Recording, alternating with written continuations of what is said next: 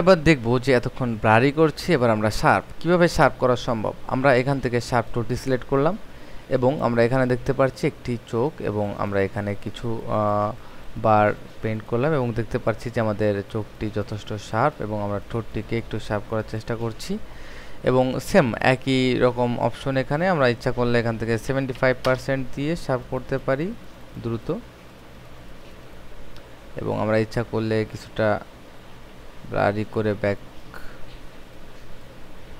এবার আমরা F12 চেপে ডিসটেন্সটা দেখি যে আসলে কি ডিসটেন্সটা হয়েছে। তো খুব সহজ একটি অপশন।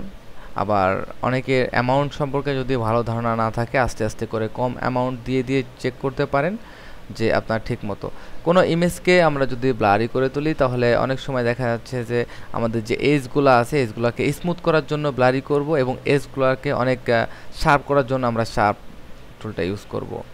এবং এই শার্পটা বিশেষ করে আমাদের চোখ, ঠোঁট এবং দেখা যাচ্ছে এখানে আমাদের যে ডার্ক এরিয়াটি আছে আমরা এখান থেকে শার্প করতে পারি 75%, এবং চুলগুলার ক্ষেত্রে আমাদের এই শার্পটি অনেক সুন্দর পারফরমেন্স দিবে। আমরা একটু ব্রাশটি বড় করে নিই।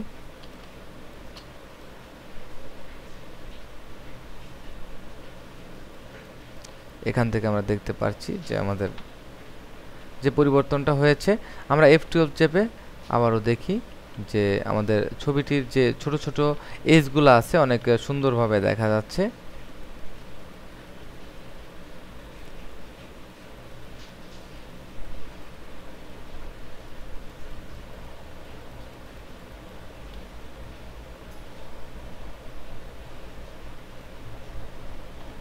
এবার আমরা আবারও দেখি আমাদের কি পরিবর্তনটি হয়েছে। এখানে আমাদের চুলটা বেশ সুন্দর এবং চোখটা এখানে ভালো করে দেখুন, চোখটা অনেকটা শার্প হয়েছে, ঠোঁটটাও অনেকটা শার্প হয়েছে।